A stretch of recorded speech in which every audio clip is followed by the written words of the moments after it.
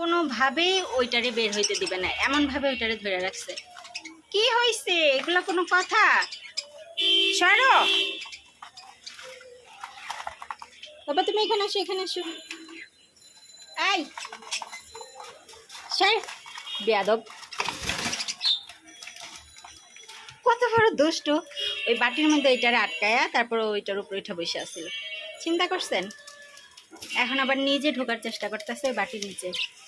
ঢুকাই দিব বাটির নিচে দিয়ে, তারপরে দেখেন উল্টা হইতে চাইতেছে, বাটিটারে ধইরা ও চাইতেছে যেন ওর উপরে উঠা যায়। এই হলুদ পাখিটা এত দুষ্টু হইছে।